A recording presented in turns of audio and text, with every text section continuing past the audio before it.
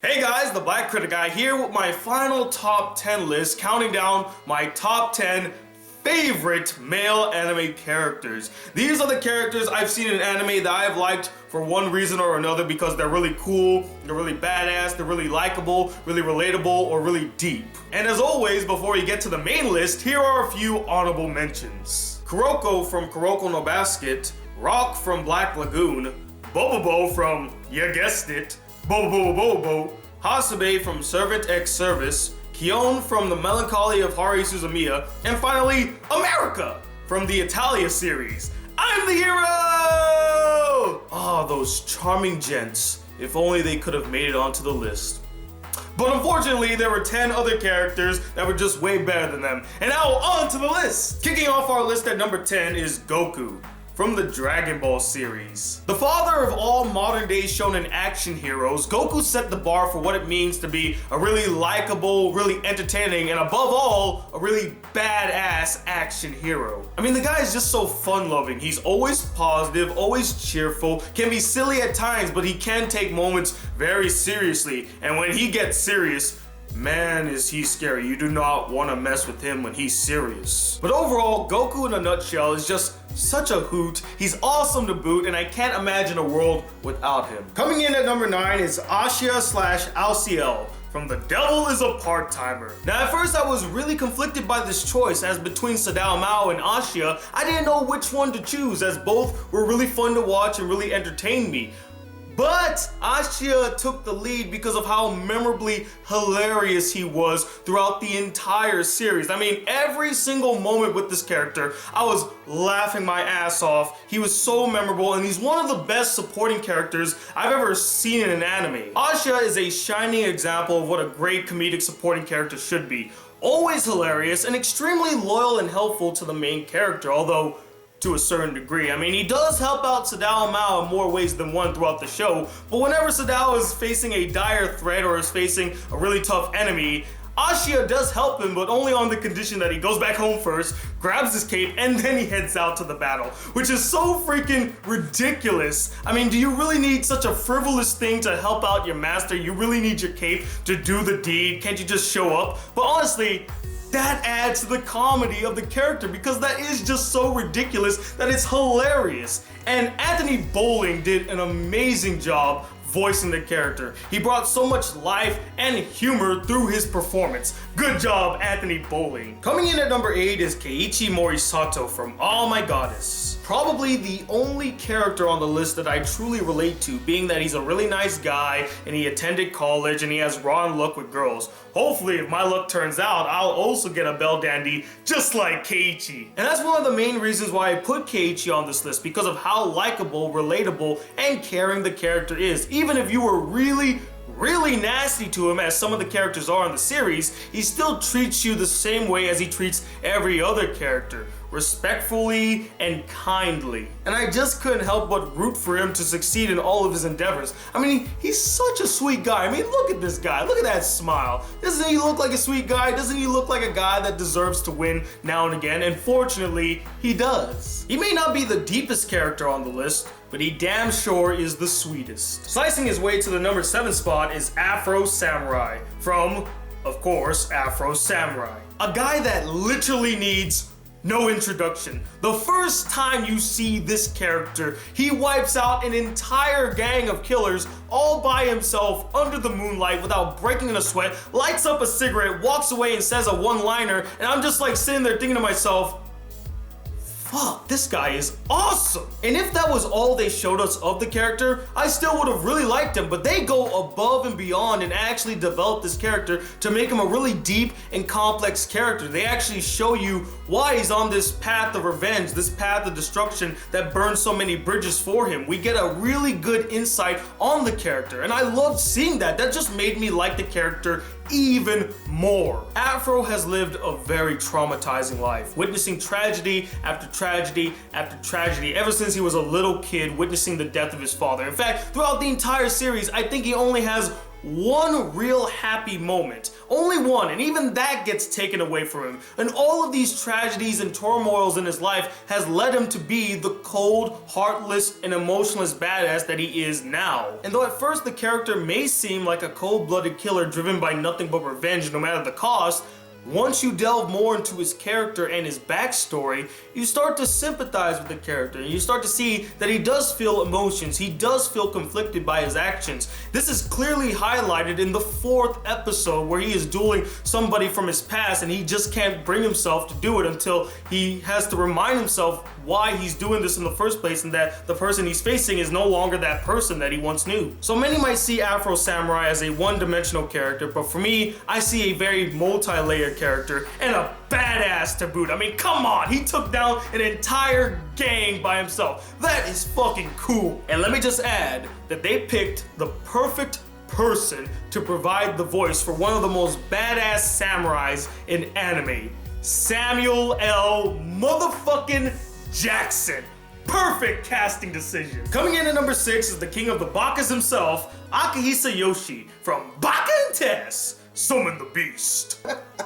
Oh my god, Akihisa Yoshi. I love this guy. He's so freaking hilarious throughout the entire series. His complete idiocy and cluelessness has a sort of irresistible charm to him that you can't help but just like this character right off the bat. And similar to Keiichi, he deeply cares for other people and tries to help them out whenever they're facing a predicament, even though he doesn't necessarily do the best job at helping them out, but his mind was in the right place. You know, he had good intentions, it's just that he's a freaking idiot. I mean, he can't help it. And that's what truly made the character stand out to me, how he was equal parts funny and endearing. He was able to both make me tear up in laughter, but also touch me through his kindness and thoughtfulness. But you wanna know what else made this character memorably great? The incredible voice work done by Josh Greeley. I just found out that his name is pronounced Greeley and not Grail, so I apologize for getting it wrong, but this was the role that introduced me to the voice actor, and I've been a huge fan of him ever since. His comedic timing and delivery is impeccable, and I have just been impressed by this voice actor throughout the years. He has such a range, and he brought so much life to the character of Akihisa Yoshi. I can honestly not see anybody else portraying the character than Josh Greeley. Great job, man. Akihisa Yoshi, without question, is one of the greatest comedic anime characters ever created. And I thank you, Akihisa Yoshi, for being a complete and utter baka. Doing science while drinking Dr. Pepper in the number 5 spot is Okabe from Steins Gate. He's intelligent, he's passionate, he has great charisma, which is actually the thing that attracted me the most to the character. I just love how eccentric he is and how he acted among all the other characters. He has great chemistry with all the characters, including Krisu, which is just one of the sweetest romances I've seen in an anime. And probably the greatest thing about the character is how he never gives up. Throughout the entire series, he is faced with so many different obstacles, so many different trials and tribulations, and he faces all of them head on. He never gives in. But let's be honest, the main reason why he's on this list is for this scene right here. It's so cool, son of a bitch. That shit never gets old. Burning through the competition at the number 4 spot is Roy Mustang from Full Metal Alchemist Brotherhood. Wow, both Roy Mustang and Risa Hawkeye landed in the number 4 spots of my top 10 favorite anime characters. Coincidence? First and foremost, the guy can create fire with the simple snap of his finger. That right there just makes him an automatic badass in my book. And before any of you type it in the comments, yes, I am very well aware that the guy wears a special glove with the transmutation circle to create fire on it, but that doesn't change the fact that he still can create fire all by the snap of his finger. That's freaking awesome. He's a very smart and strong leader that cares deeply for each and every one of the members of his team, especially Risa Hawkeye, who he's formed a really strong platonic relationship with. And if you piss Roy Mustang off, you better say your prayers, because his rage burns with the fire-hot intensity of 1,000 suns. Literally, twice in the anime, he burns a person constantly until they wither away. And I'm just sitting there like, holy shit, this guy really means business. I do not want to be on this guy's bad side, because I'm not gonna be around. The only thing that'll be left of me is a bunch of ash on the ground. Roy Mustang, you keep on being the badass that we know and love. Blasting his way into the number 3 spot is Yusuke Urameshi from Yu Hakusho. You know, I'm beginning to realize that a majority of the characters on this list are either badasses or really funny guys. I guess those are just the characters that truly appeal to me. And falling somewhere in the middle of those two types of characters is Yusuke Urameshi. Now, Yusuke is a very fascinating character, especially in the shonen action sense. Remember earlier how I said that Goku is the father of all modern day shonen action heroes?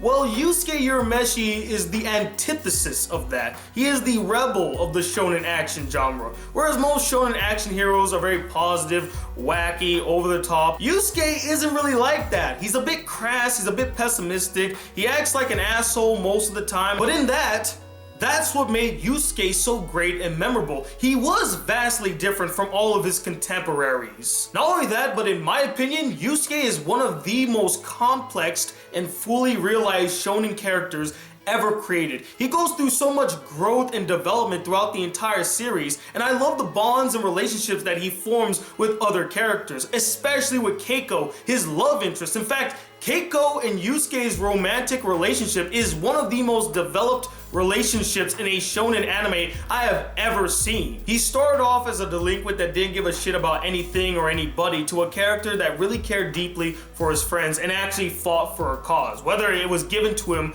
or not. And the character has a great sense of humor to boot. Yusuke's rebellious personality, his sharp wit, his overall badassery, his dynamic relationship with other characters, his determination to face and overcome incredible odds like the Toguro brothers and Sensui, and his discovery of his demon heritage is what lands him in the number 3 spot. Coming in at number 2 is my main man, Harima Kenji from School Rumble. What?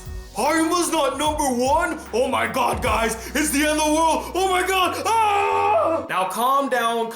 I know a lot of you are really shocked to see Harima only in the number 2 spot, considering how much I love School Rumble and the characters who are in it. But do keep in mind that Harima was number 2 in my last list too. He was never my number 1 choice, and that's because I felt like there was a character that was more deserving than he was. It doesn't change the fact that I still absolutely love this character. He's truly the most misunderstood character on this list who just can't seem to catch a break no matter how much he tries, and he does try really hard. And though I can't fully relate to the character as he's a delinquent and I could never look as tough as he does, I do sympathize with him on so many levels, especially the unrequited love level. We all have been there, we all know the feel, and just seeing Harima trying time and time again to get Tenma's attention, to get Tenma's love, but never getting it, my heart did go out to him. I was just like, I feel the pain, buddy. I feel the pain. But hey, there's Yakumo. There's Yakumo. Come on, Harima. Turn your head this way. Look, it's Yakumo. That still gets to me to this day, how he constantly tries to get with Tenma when he already has a really cool, awesome, and sweet girl right under his nose.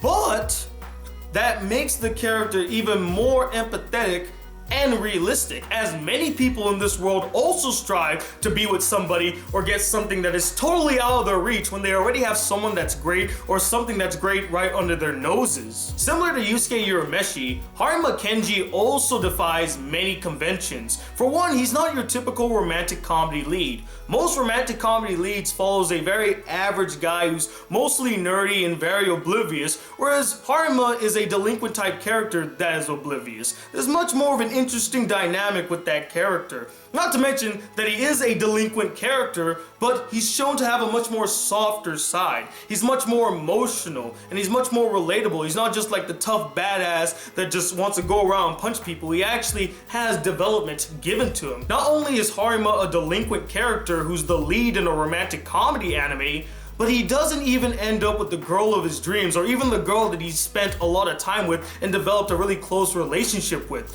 In most romantic comedy anime, the lead always ends up with either the girl of his dreams or the girl that he spent the most time with and formed a really strong relationship. In School Rumble, neither of those things happen. Harima does not end up with Tenma, the girl of his dreams, and Harima does not end up with Yakumo, the girl that he's been spending time with and forming a really strong bond with. He ends up with neither of them, defying conventions. In fact, School Rumble in its entirety is an anime that defies so many rom-com conventions. That's what made it so great in my opinion. And Harima is one of the prime examples of that. And that's what made me like his character so much. He is a fascinating, well-developed, multi-layered, and really entertaining character. He makes me laugh all the time I see him in School Rumble, and my heart really goes out to him. And shout out to Brandon Potter for doing an amazing job voicing the character of Harima Kenji. Harima, man, you may not have been my number one, but buddy, you're my brother. You're my brother. And now, here we are, guys, at the number one spot. And I'm pretty sure you all know who's taking the number one spot, am I right? No?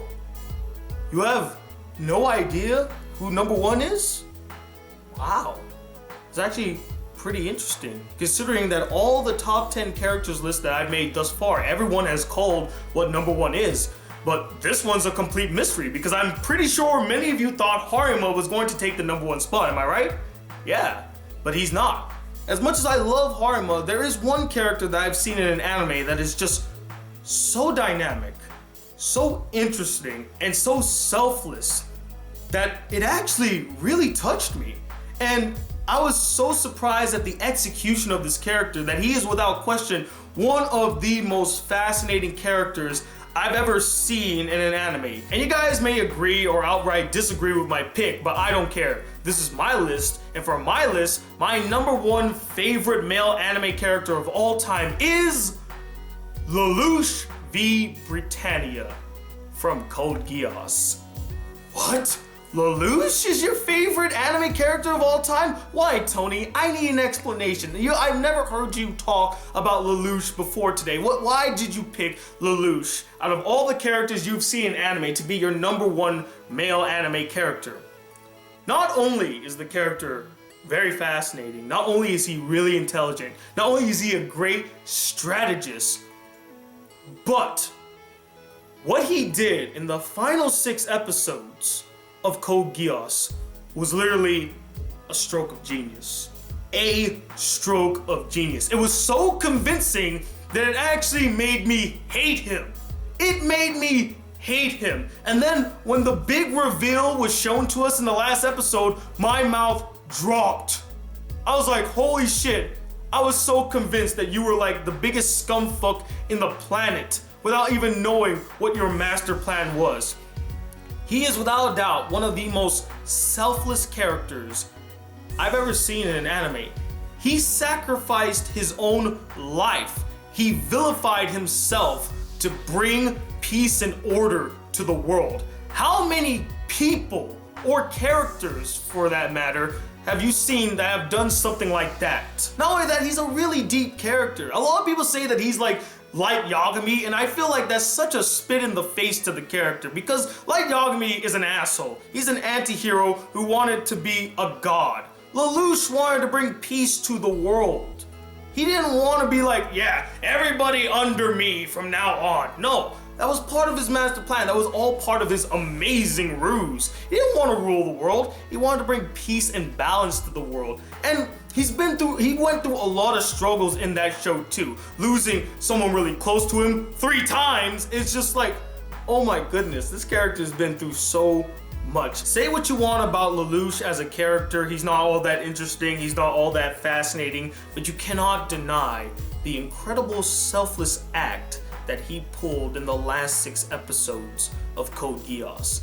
Mainly that reason alone is what placed him here at the number one spot. There are other things, other facets that made this character great, but honestly, it's that last act that cemented it for me. Like, this is without a doubt one of the greatest, most well-executed characters I've ever seen in anime, and that's what makes Lelouch v Britannia my number one favorite male anime character. And that, ladies and gentlemen, was the list of my top 10 favorite male anime characters. And I would absolutely love to know what you guys thought about it. Did you agree with it? Did you disagree with it? Did you hate who was number one? Did you feel like I left any great characters out? And let me know, who is your favorite male anime character? Comment below, let me know, and this finally ends my top 10 series of my favorite and most hated anime characters, both male and female. I want to thank you guys for your patience and for watching the videos. Stay tuned, I got some movie reviews like Deadpool and Zoolander #2, and I have another anime review this Tuesday and a special video on Valentine's Day, keeping the tradition of releasing something great on Valentine's. So until then, guys, if you'd like to see more videos on this channel and be a part of the Black Critic crew, please